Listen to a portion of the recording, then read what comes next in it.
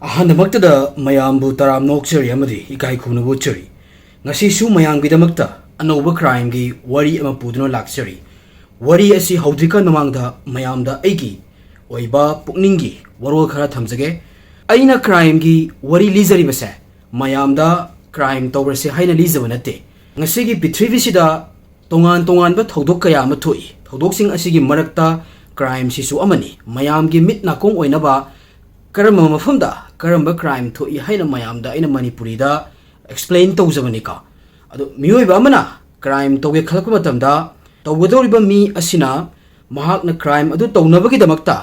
source ꯇꯣꯉꯥꯟ ꯇꯣꯉꯥꯟꯕ ꯃꯌꯥꯝ ꯑꯃ ꯂꯧꯐꯝ ꯂꯩ ꯑꯗꯨ ꯃꯌꯥꯝꯁꯦ ꯑꯩꯅ ꯂꯤꯖꯔꯤꯕꯁꯤꯗꯤ ꯃꯌꯥꯝꯒꯤ ꯑꯦꯟꯇꯔꯇꯦꯟꯃꯦꯟ ꯑꯃ ꯑꯣꯏꯅ ꯃꯌꯥꯝꯒꯤ ꯊꯕꯛ ꯏꯪꯈꯥꯡ ꯁꯨꯕꯗ ꯋꯥꯔꯤ ꯑꯣꯏꯅ ꯇꯥꯅꯕ ꯂꯤꯖꯕꯅꯤꯀꯣ ꯍꯧꯖꯤꯛꯇꯤ ꯃꯌꯥꯝ ꯋꯥꯔꯤꯗ ꯑꯃꯨꯛ ꯃꯥꯏ ꯑꯣꯟꯁꯤꯜꯂꯁꯤ ꯖꯄꯥꯟ ꯂꯩꯕꯥꯛ ꯁꯥꯟꯇꯤꯕꯨ ꯌꯥꯝꯅ ꯄꯥꯝꯖꯕ ꯑꯃꯗꯤ ꯅꯨꯡꯁꯤꯕꯒꯤ ꯃꯤꯌꯥꯝꯅ ꯑꯗꯨꯝ ꯈꯪꯅꯩ ꯑꯗꯨꯕꯨ 2007ꯗ ꯊꯣꯛꯈꯤꯕ ꯊꯧꯗꯣꯛ ꯑꯃꯅ ꯖꯄꯥꯟ ꯈꯛꯇ ꯅꯠꯇꯅ ꯕ꯭ꯔꯤꯇꯦꯟꯕꯨꯁꯨ ꯊꯛ ꯊꯛ ꯅꯤꯛꯍꯜꯂꯝꯃꯤ ꯊꯧꯗꯣꯛ ꯑꯁꯤꯗ ꯃꯔꯥꯜ ꯂꯩꯔꯤꯕ ꯅꯨꯄꯥ ꯑꯁꯤꯅ ꯀ꯭ꯔꯥꯏꯝ ꯑꯁꯤ ꯌꯥꯝꯅ ꯍꯩꯁꯤꯡꯅ ꯄꯥꯡꯊꯣꯛꯂꯝꯃꯤ ꯀꯜꯄ꯭ꯔꯤꯠ ꯑꯁꯤꯕꯨ ꯐꯥꯅꯕꯒꯤꯗꯃꯛ ꯄꯨꯂꯤꯁꯅ 6 ꯂꯥꯈꯀꯤ ꯄ꯭ꯔꯥꯏꯖ ꯐꯥꯎꯕ ꯂꯧꯊꯣꯛꯂꯝꯃꯤ ꯑꯗꯨꯕꯨ ꯀꯜꯄ꯭ꯔꯤꯠ ꯑꯁꯤꯅ ꯆꯍꯤ 2 ꯆꯨꯞꯅ ꯖꯄꯥꯟꯒꯤ ꯄꯨꯂꯤꯁꯁꯤꯡꯕꯨ ꯀꯔꯤꯝꯇ ꯑꯦꯛꯁꯟ ꯂꯧꯈꯠꯄ ꯉꯝꯍꯜꯂꯝꯗꯦ ꯀꯜꯄ꯭ꯔꯤꯠ ꯑꯁꯤꯅ ꯄꯨꯂꯤꯁꯇꯒꯤ ꯅꯥꯟꯊꯣꯛꯅꯕ ꯁꯤꯖꯤꯟꯅꯔꯤꯕ ꯄꯥꯝꯕꯩ ꯑꯁꯦ ꯃꯤꯌꯥꯝꯒꯤ ꯋꯥꯈꯜꯒꯤ ꯋꯥꯡꯃꯗꯅꯤ ꯊꯧꯗꯣꯛ ꯑꯁꯤ ꯑꯁꯦꯡꯕ ꯊꯣꯛꯈꯤꯕ ꯑꯣꯏꯔꯕꯁꯨ ꯐꯤꯂꯝ ꯑꯃꯒꯤ ꯃꯑꯣꯡꯅꯤ ꯊꯧꯗꯣꯛ ꯑꯁꯤꯒꯤ ꯋꯥꯔꯤ ꯀꯔꯤꯅꯣ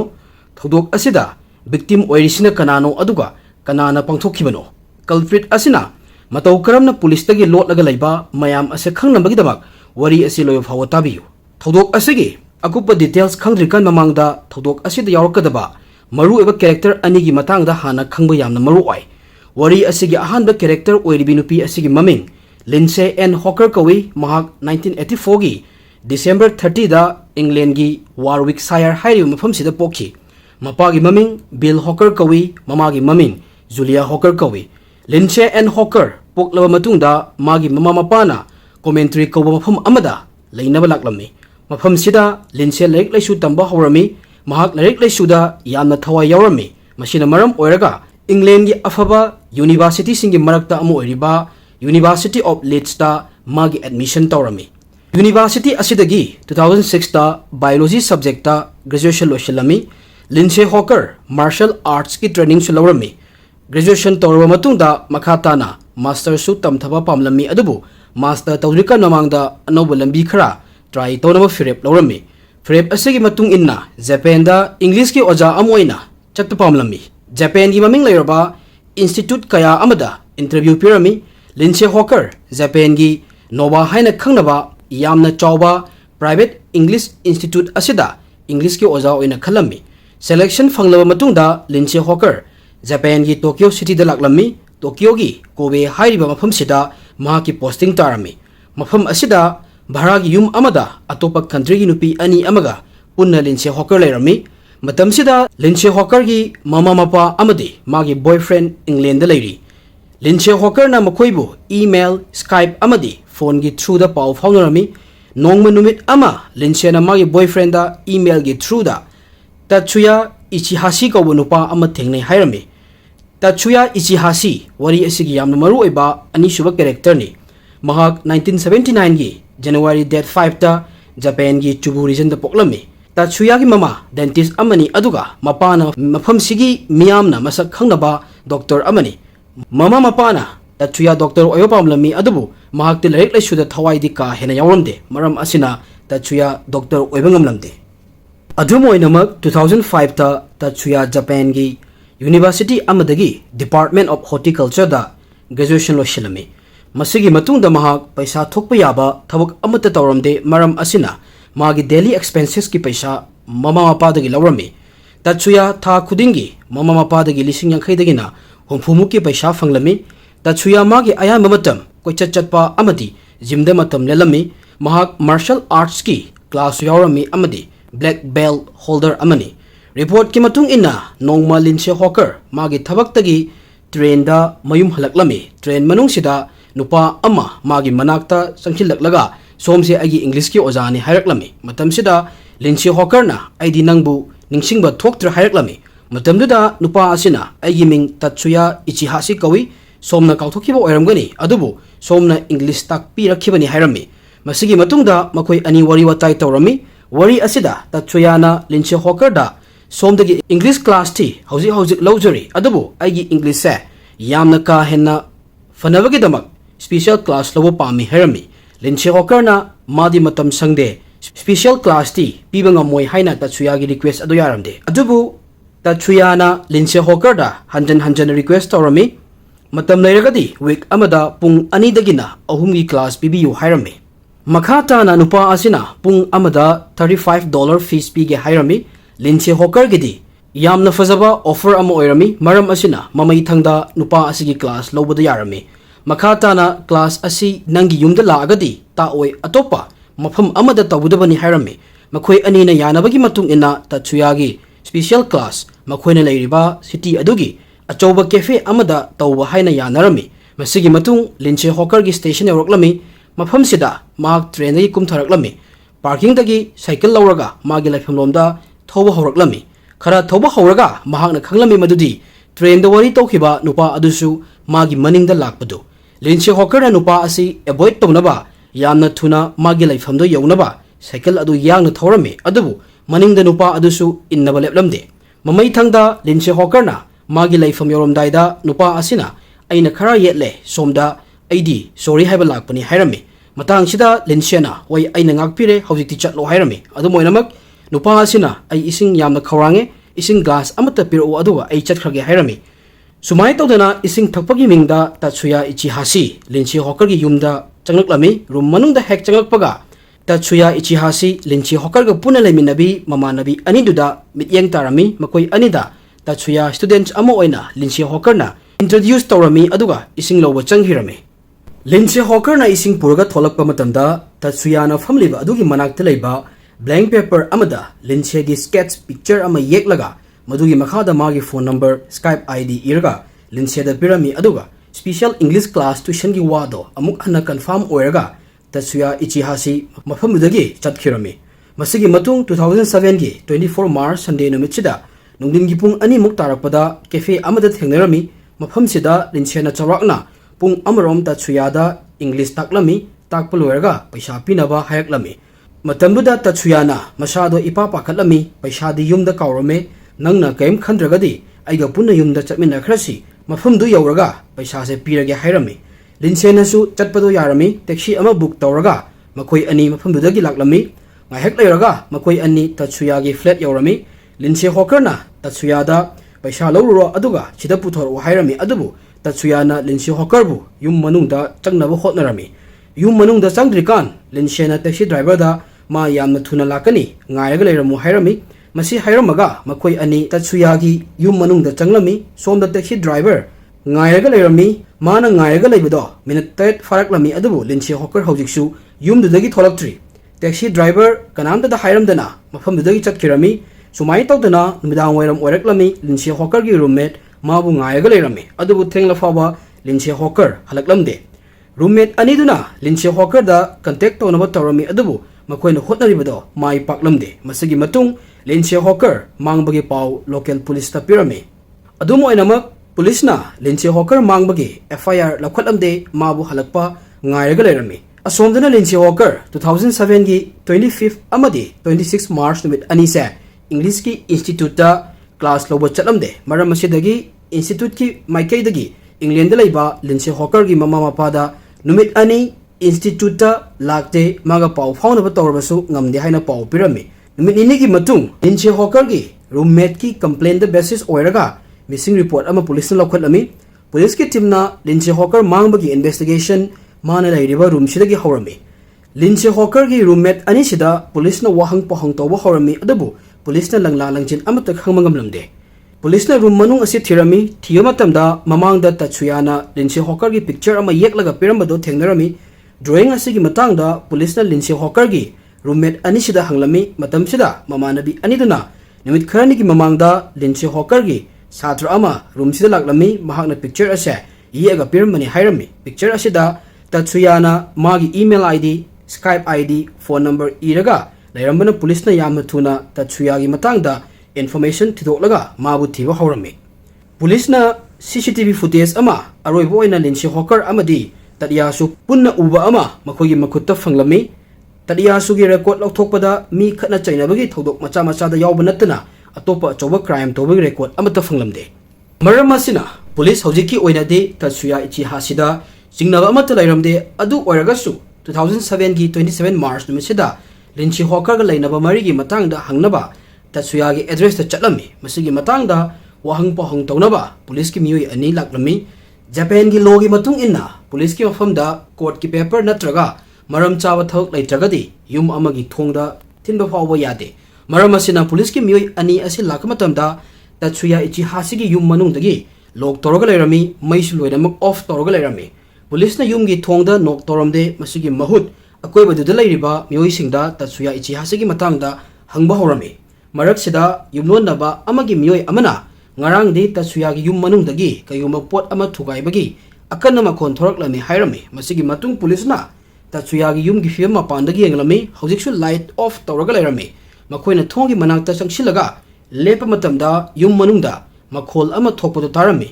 police personnel aniduna ya yum masida kaigumba khara thoe haina chingnaba phawrami maram asidagi phone tawraga ahenba police backup tharaknaba hairami evening gi pung 3 muk tarak paswaida ahenba police 3 amasu Tatsuya gi yum gi address ta yoroklami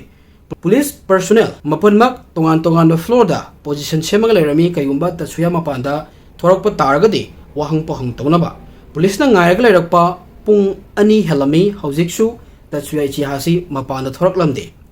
hojiksu police maphamuda adum lairi aduga Tatsuya thorakpa ngairaga lairami masigi matungda police ki mityengdagi nanthoaga yamna thuna yum manungdagi thong hangdoraklami namganda khawmacha ama yalaga chenaba hotnarami thong manakta lairiba police aduna fanaba tawada Tatsuya na police mayam asidagi nathairamaga chenkhirami makhagi floor da laiba police ta Tatsuya Ichihasi chenkibagi paw pibangamlamde kaigino haragadi makhoida waki toki yawramde sumai tawdana Tatsuya Ichihasi policing adubu nathairamaga mafamdudagi mirot oikhirami Tatsuya chenkhaba matung police ki team ama yum manungda changlami yum manungi fiam yamna fatlamde pochai kochai chaiga lairami amadi bathtub amasu lairamde bathtub asi ngasi ngarang lauthokiba malami police na yum manungi fiam sum yenga lakpada balcony oraklami balcony da bathtub adu lairami bathtub asi laingoi amadi ufunna pik thana yarug lairami police na madu check taw matamda makhoi loinamak ki farami bathtub asida Lindsay Hawker gi body yarug lairami mahak masa asida yamna thina sokhibagi dakfam lairami Lindsay Hawker gi koki sam loinamak ka khirami mahak masada fi amata yawramde bathtub manungda laingoi ta natana atopa patta pumthanaba pochai kaya amasu yawrame hojik phawbagi oina police na Tatsuya Ichihasina Lindsay Hawker hatpani habase police na khanglami amadi mafam sidagi mahak nanthoga mai pakna chenkhirami police na yamna chawna Tatsuya Ichihasi thiba hawrami city da magi poster thelami police na tongan na mafam kaya da red chatharami adubu kanabadi amata phanglamde marak sida 29 March 2007 da Tatsuya Ichihasi gi apartment gi maning dagi yamna chawba shopping trolley ama fanglami investigation tawbadagi khamangamlami madudi trolley asi Lindsay Hawker gi body load naba laingoi propada sijane habase police investigation tawraga lairami marak sida manak nakpada laiba hotel amada Tatsuya Ichihasi ui haibagi information fanglami information asida yumfam oiraga yamna thuna police personnel kungi team ama is Tokyo da laiba Love Hotel da red chatharami adum oinamak police ki hotnaba punamak aremba tarami kaigino haragadi mangjauna Tatsuya Ichihasi mafam sidagi chenkhirami police na Tatsuya gi osoba poster sing city gi mafam sinma thuna naplami amadi magi matangda asengba information pibangam mida lupa lakh taruk ki prize pigani haidana lauthoklami yamna kanna hotnarabasu police Tatsuya Ichihasi gi matangda langla langjin amata fanglamde sumai tawdana 2008 ki hawrakpa swaida police Lindsay Hawker misigi investigation lepagumoirame case asi mediana fazana coverage torami miyam gi sympathy Lindsay Hawker da lairami maram asina investigation da mangam isan sanda udabasida miyam yamna soroklami England dagi Lindsay Hawker gi mama pasu Japan da laklami investigation tawriba kanguda akanbe pressure pirami masigi sumathakta England High Commission Office na Japan government da Lindsay Hawker gi mihatpa mi yamna thuna fana hairami miyamna Japan police ki mathakta sauba hengalaktana mafam kayada Justice for Lindsay Hawker gi campaign tawba hawrami थौदोक असिदा Japan police की मतंग पांगनबा England की योग सायादगी police team अमसु लाक्लमी माइकई मरीदगी प्रेशर लाकपा हेनमलकपदगी 2008 की अक्टोबर थादा अमुक हन्ना जापान पुलिस ना केस असिगी इन्वेस्टिगेशन अकंद मवोंगदा हौरमी केस असी सॉल्व तौनबा पुलिस पर्सनल चामगा निफु सिजनरमी हंदक्ति पुलिस मथौ फजन तौबा हौरमी अमदि पुलिस ना तत्सुया इचिहासी मफम कयादा उबगी पाउ लक्लमी अदबु पुलिस ना यौद्रिकान महाक अदुम मांगखिरमी मरकसिदा 2008 की अक्टोबर थागे लोशलक स्वाइदा पुलिस ना हायरमी मदुदी पुलिस ना तत्सुया इचिहासीदा प्रेशर मयाम अमा पीबदगी महाक सुइसाइड तौरगा सिजखरे अदुम ओइनमक जापान पुलिस ना तत्सुया की बॉडी रिकवर तौबा ngamdaba amadi clear evidence piba ngamdabadagi Lindsay Hawker की ममा मपाना जापान की मीडिया दा पुलिस ना हाई वफम असे थाजरमदे केस असी वीक ओइनबो होटनबनी हाइदना मराल सिरमी अमुक हन्ना पुलिस इन्वेस्टिगेशन हौरमी अदुबु हौजिकसु तत्सुया इचिहासी फाबंगम लमद्रे 2009 की 15 जनवरी दा जापान टुडे कोबा न्यूज़पेपर अमदा तत्सुया इचिहासी जापान दगी फिलीपींस ता चेनखिरमी हाइना पाउ अम फोंगलमी अदुबु हारिबा पाउ असे क्याम यामना चुम्बनो हाइबसिगी एविडेंस अमत लैरमदे लिंचे हॉकर मार्च 2007 दा मांगखिबनी हौजिकना मार्च 2009 यौरकलमी लिंचे हॉकर की मिहात चाही अनि फारकलमी अदुम ओइनमक थौदोक असिगी मिहात पा मीगी मतांगददी कइमते खमंगमलमद्रे लिंचे हॉकर की अनि सुबह डेथ एनिवर्सरी निमित्ता जापान दा अचौबा इवेंट अमा पांगथोकलमी इवेंट असिदा लिंचे हॉकर की मिहात की मतांगदा मियोय कया अमना वांगंगलमी सुमाय तौदना अमुक हन्ना पुलिस ता प्रेशर पिरमी जापान की अचौबा सिटी सिंगदा तत्सुया इचिहासीगी फोटो नपलमी मसिगी सु मथक्ता जापानीज नेशनल पॉलिसी एजेंसी की माइकेदगी 26 जून 2009 दा तत्सुया की मरी मखोंग की पाउ पीबंगम मीदा लाख तरुक हेंगतलगा 60 लाख पीगनी हाइना लाउथोकलमी पुलिस की मसिगी टेक्निक असे मथौ खरदी तौरमी नोंगमा जापान की नागोया सिटी दा लेबा प्लास्टिक सर्जन्स अमना पुलिस नुपा असिगी प्लास्टिक सर्जरी माना तौखी हायरमी डॉक्टर दुना मखाताना हायरमी थाखर की ममांगदा नुपा असे नागोया क्लिनिक ता लाक्लमी अदुगा मागी नातोन असे खरा थांगतलमी चिक्स ता यावबा संब्रु अनिसु लौथोकलमी आईलिड सु फॉल तौरमी अदुगा चिनजु खरा चावहलमी डॉक्टर ना पुलिस ता सर्जरी ममांगी अमदे सर्जरी मतुंगी फोटो उलमी फोटो असी उरुबदगी पुलिस ज्ञान लाक्लमी मदुदी तत्सुया इचिहासी पुलिस ना फादबगी मरम से प्लास्टिक सर्जरी की मतेंगना मागी माइथोंगी सक्तम ओंथोखिबना मरम ओइरगनी मसिगी मतुंगदा पुलिस ना प्लास्टिक सर्जरी की मतुंगदा ओइबा तत्सुया इचिहासीगी फोटोसिंग सिटी दा सिनबा थुंगना नपलमी फोटो असी उरगा नोमगी थबक सुरगा पैसा तानबा नुपा अमना पुलिस ता पिक्चर असिगा मानबा नुपा अमा मागी थबक मफमदा थबक सुबा यावे हायरमी इन्फॉर्मेशन असिदा बेस ओइरगा पुलिस ना यामना हाइसिंगना तत्सुया इचिहासीगी एड्रेस लाथोकलमी अदुगा 10 नवंबर 2009 दा ओसाका की construction site अमदा यामना chown red तौरमी police ना मफम असी यौरको मतमदा तत्सुया इचिहासी इसिंगी लंबीगी थ्रू दा मफम अमदगी मफम अमदा चेनवा तौरमी अदुबु पुलिस यौरकपना हालमी तत्सुया इचिहासी मागी लोटपगी मतम लोयरे खलमी मरम असिना मकुट अनिमक थांगतलगा पुलिस ता सरेंडर तौरमी तत्सुया इचिहासी पुलिस ना फारवा मतुंगदा नुमित कुल हुंदोइनिगी पुलिस की रिमांड लौरमी पुलिस ना अकंद मवोंगदा वाहंग पहंग तौरमी अदुबु मसागी मराल याजरमदे लिंचे हॉकर की मिहाटका माग मरी अमत लैनदे हायरमी पुलिस की अरोइबी शक्ति सिनरगा वाहंग पहंग तौबदा तत्सुया इचिहासी ममई थंगदा असेंगबा अचुंबगी माइखुम हांगदोरक्लमी महाकना हायरमी मदुदी अहानबा उबगा महाकना मंगोंदा फतबा खरा तौरनी हाइना फिरेप लौरमी ट्रेन मनुंगदा महाकना लिंचे हॉकरदा मचिन थिनरमी अदुगा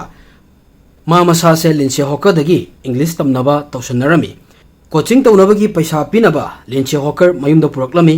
तत्सुया इचिहासीगी वरोलगी मतुंग इना लिंचे हॉकरना युम मनुंगदा हेक चंगलक्पगा महाकना फोर्स तौबा हौरमी अदुबु लिंचे हॉकर मार्शल आर्ट्स तमना मरम ओइरगा मसाबु कंजनबा तत्सुयादा अटैक तौरमी तत्सुया इचिहासीसु मार्शल आर्ट्स ता ब्लैक बेल्ट होल्डर पाइबना मकोई अनि मिकुप खरा खतनरगा लेरमी अदुबु तत्सुयाना लिंचे हॉकर की मंगकता अटैक तौरमी मसिदा लिंचे हॉकर की मंगक की सरू टेक्लमी अदुगा लैमाइदा हाइथरक्लमी तंजा असिदा तदियाशुना लिंचे हॉकर बु हंजन हंजन नुपी ओइबगी इज्जत लौरमी अदुगा मंगक मेटलगा थवाइसु लौरमी हालबा मतुंग लिंचे हॉकर की असिबा हकचांग बाथरूम थमलमी मसिगी मतुंगदा तत्सुया दुकान चलमी अदुगा लैंगोई अमदी डिकम्पोजिंग एलिमेंट्स कया अमसु लैरमी मसिगी मतुंग अहानबदा लिंचे हॉकर की पोट चै लोइनमक मांगहनखिरमी कोकी सम लोइन कक्थलगा बातिंग तकता थमलमी बॉडी असिगी मथक्ता लैंगोय अमदी डिकम्पोजिंग एलिमेंट्स हापचिलमी अदुगा बातब चिंगगा बेल्कनी थमलमी नमितसिगी मिदांग वैरम चेनबा सेम सारगा लेरमबनी अदुबु पुलिस लाकपना हालमी पुलिस लैन लैना नानथोगा चेलमी अहानबदा सिटी अमदा चेलमी मसिगी मतुंग पुलिस मागी मसक खंगदनबा प्लास्टिक सर्जरी तौरगा मागी अपीयरेंस चेंज तौनबा डिसीजन लौरमी डॉक्टर की मचा ओइबना प्लास्टिक सर्जरी की मतंगदा याम फजन खंगलमी अदुना यामना लाइना प्लास्टिक सर्जरी तौरमी माइ तौदना पुलिस तगी माइ पाकना लापथोकना लेरमी तछुयाना मसागी मराल याजरो मतुंग पुलिसना मागी मथक्ता किडनैपिंग नुपी ओइबगी इज्जत मांगहनबा अमदी हाटपगी चार्ज पालमी केस असिगी ट्रायल सीवा डिस्ट्रिक्ट कोर्ट ता पांगथोकलमी तछुया इचिहासिगी लॉयर की माइकेदगी महाकना लिंची हॉकरबु हाट के यावना हाटखिबा नते सोयबदगी सीबनी हायरमी तछुया इचिहासिना कोर्ट लिंची हॉकरबु महाकना नुपी ओइबगी इज्जत लो मतमदा नातोन अमदी मचिन मेंशनलमी हायरमी कइगिनो हायबदा मतेंग लौनबा लाउदनबा मरकसिदा सोर होनना ngamdadana सिखिबनी हायरमी मरकसिदा लिंची हॉकरगी लॉयरना तछुयाबु हेंग तौरगा हाटपगी दंदी पिनबा हाइजरमी ट्रायल यामना कुइना चथरगा लेरमी 2010 की सेप्टेम्बर न्यूज़पेपर खरागी थ्रूदा तछुया इचिहासी लिंसी हॉकर की ममा मपादा माना तौखिबा थबक असिगी लाले हाइजरमी महाकना जेल दा लैरिकांदा लैरिक अमा इरमी लैरिक असिदा लिंसी हॉकर गा कमायना थेंगनखी कमायना हाटखी हाइबगी मतंगदा इरमी मसिगी सु मथक्ता लैरिक असिदा महाकना चही अनि मखाई पुलिस तगी लाप लैखिबा अमदी मतौ करमना प्लास्टिक सर्जरी तौखिबगी मतंगदसु इरमी 2011 की जनवरी दा लैरिक असे रिलीज तौरमी रिलीज तौबगा लैरिक असे यामना थुना योलमी मरम असिदगी लैरिक असे बेस्ट सेलिंग बुक सु ओइरमी जेल मनुंग दा लैना तछुया लुपा करोड़ कयामुक तालमी लैरिक असे योनबदगी फंगलप पैसा लिंसी हॉकर की ममा मपादा पीनबो ऑफर तौरमी अदबो मकोयना ऑफर असे डिक्लाइन तौरमी 2013 दा जापान दा तछुया इचिहासिग लैरिक असिदा बेस ओइरगा फिल्म अमसु नमलमी मरकसिदा ट्रायल सु अदुम चथरगा लेरमी फाइनली 2011 के 21 जनवरी दा सीवा डिस्ट्रिक्ट कोर्ट ना तछुया इचिहासी लिंसी हॉकर की मिहाट कमरी लेना मपुंची चुपा जेल लेनबा दंदी पेरमी पनिशमेंट असिगी मायोक्ता लिंसी हॉकर की मापाना सिबगी चराक ओइना पिबिनबा कोर्ट अपील तौरमी अदुबु कोर्ट ना सिबगी चराक असिदी यामना अकनबा चराक ओइ हाइदना मखोइगी अपील असिबु रिजेक्ट तौरमी मसिनी मयाम आइगी ngasiगी wari siko wari asidagi mayam nasu khangmangam lamgani madudi Lindsay Hawker अहानबदगी हौना नुपा असिगी मागी बैड इंटेंशन लेबना मरम ओरगा ट्रेन द थेंगनबदगी को मसक कैसु खंगदना मागी ओजानी हाइजनबा अदुगा मागी मतुंग इनरपा अमसुम मसिगी मतुंग द अमुक पैसा पिबगी नामादा मागी मयम द पुरकपा मयाम सिदगी अदुम मागी बैड इंटेंशन लेरे हाबसे अखोइना खंगबा याब वानी को अदुबु लिंसी हॉकर ना खंगौद्रे को मसीना मरम ओरगा मागबु सीबगी लंबीदा पुरगा चटकिदना चुया इसिहासिना मागबु रूम मनुंदा नुपी ओइबगी इज्जत मांगहलगा हापीखरे को मसी याम नुवाइते वरी सिको मयाम ममांगदा सोइना हाइजखिबा मयाम दा वरी लीजरिबसे नॉलेज ओइनबा लीजबनी इंटरटेनमेंट ओइना को थौ इंखांग सुबदा तानबा लीजबनी मयाम गी ओइबा मोचो तुम फोंदोक पिरो को अइना मयाम दा वरी सि लीरगा मसी खंगहलगा एखोय मयाम क्राइम तौसे हाइबा नतेबा को कोई खंगबिनसे हाबनी ngasi संसार से थोक थोदोक ओथोकसे एखोय पुन्ना खंगबिनसे हाबनी को मसी हारगा आई मयाम लोइसिनजगे मयाम support to you thank you everyone